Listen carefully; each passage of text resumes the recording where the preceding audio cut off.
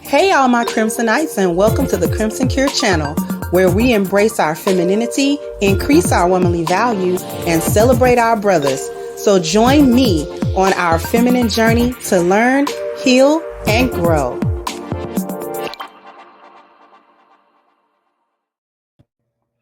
Hey there, my Crimsonites, and welcome to the Crimson Cure channel. I'm your hostess, femininity coach, and author of the Crimson Cure, and this is my perspective. All right, so the video I'm about to show you is kind of funny to a certain degree, but not really.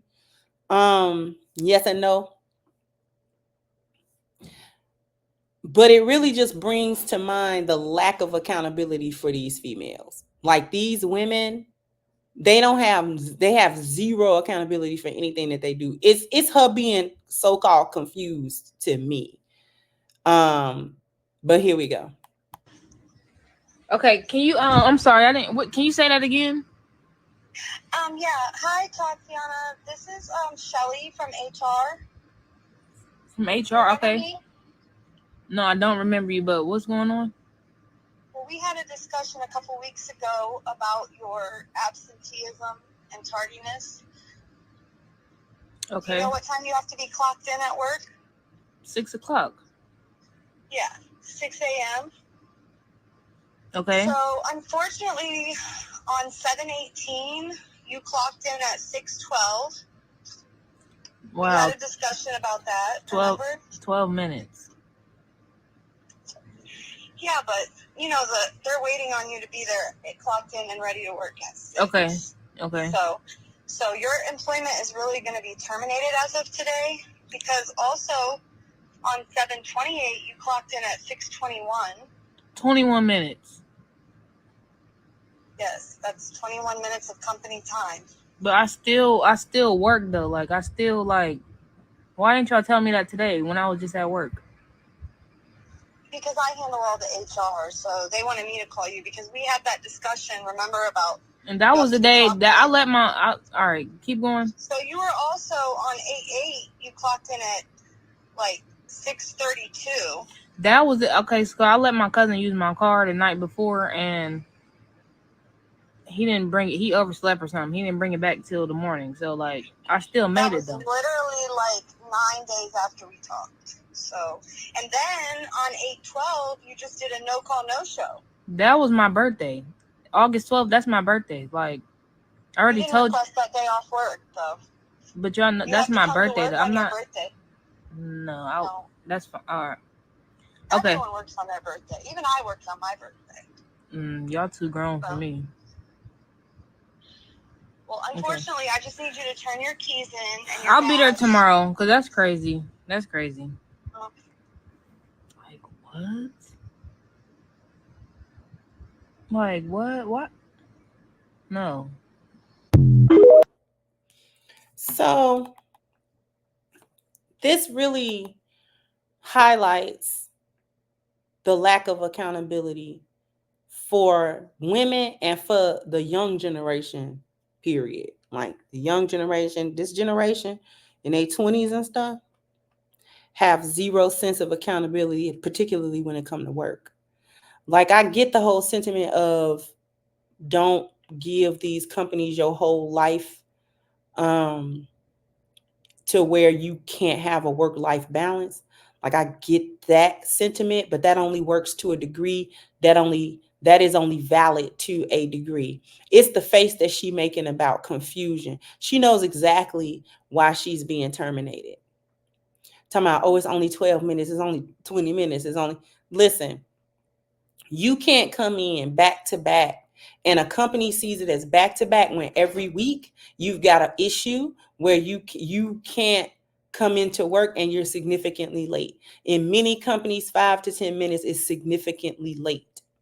So if you're supposed to be clocked in at 6 and you clock in at 6:01, they're not even going to look at it really. But if you consistently clock in at 6:15, 6:20, 6:10, 6, they're going to keep looking at that because those minutes add up. Companies are very, you know what I'm saying? Like they get real strict about that after a while.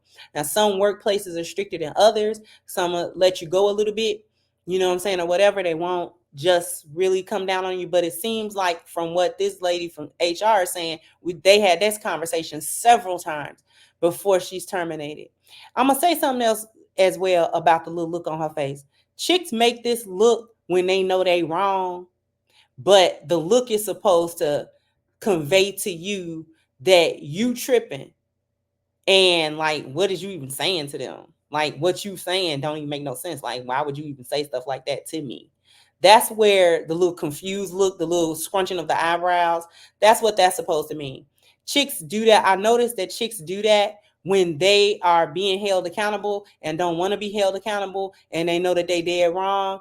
And so it's a form of gaslighting through body language, in my opinion. Because what they, like I said, what they're trying to convey to you is that, I mean, what is you saying? Like, what, huh? This don't make no sense. What? Like they don't know what you're talking about. When they know exactly what you're talking about, you know what I'm saying? And they know where this is even headed. They know why you're having a conversation with them. They know why it's been a problem. They just, up until this point, have not cared. She didn't care about coming in late consistently. You can come in late a couple of times, and no call, no shows is almost guaranteed to get you fired. Most jobs only either have a zero policy for that, zero tolerance policy for that, or you can only maybe you can do that like once.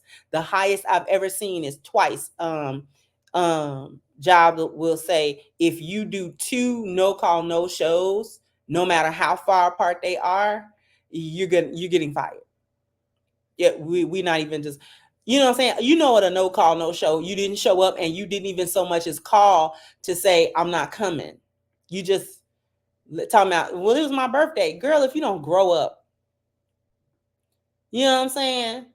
Grow up. Y'all are not little kids. It don't matter about your birthday. Talking about you too grown for me. Yeah, the world it's adults out here that are adulting, and you were speaking to an adult that was expecting you to be an adult as well, and coming into work like you got some type of sense, like you have. And it's about, I'm gonna say this, Black people, and I am guilty as well. We got a thing about being late. And the reality about that is, it's not a good trait. It's not cute. It's not good. Black people have such a thing about being late that we call it CP time. Like, it's got a name. And I have been guilty of that. Okay. And so I'm not exempt from what I'm saying. However, it really is a lack of respect of time, either your own time or other people's time. If you're consistently late, it's a lack of respect of time. And we may not like the taste of that. And we may try to find that it's other reasons. But when you have more of a respect for just time in general, your time, other people's time, and things of that nature, what you start to realize is that you're not late anymore. People who have the most success in life actually value time. And so these people are typically prompt or early, and they despise tardiness. Tardiness is not a good trait when nobody do it. Me, it's not good when I do it. It's not good when I notice other people do it. Showing up late all the time, not good. And I'm not even saying just for the job, but just for anything. Because the more importance that we put on something, the more accountable we are to it, the more that we won't want to be late. And we won't make excuses for it. We won't think it's okay to be late, because it's really not. Those times that I'm late for my show, it's not okay. It's really not okay. And from this point on, I'm going to try very hard to not be late anymore with my show. If the show is 5:30, then it's going to start at 5:30. I'm going to do my very best to be as prompt as possible on my show, to make sure that everything is prepared and the way it should be, so that I can begin the show on time at the time that I stated, because there's really no excuse. This is the time I stated. You understand? So anytime that accountability is to be held, you have to hold yourself accountable. especially if you're guilty of the thing that you're talking about. And at this point in time, I'm guilty of the thing that I'm speaking of. And if we intend to be successful in our life in all the 10 areas, we need to value time, because time is a commodity that is always spent and is never recovered. No matter how you spent that time, you never recover your time. So it's always best to spend it well and do what you're supposed to do with your time. And with that being said, jump down in the comment section. Let me know what you think. Like, share, subscribe to the channel if you have not. Once again, I'm your hostess, The Crimson Cure, and this was my perspective. Bye-bye, Crimsonites.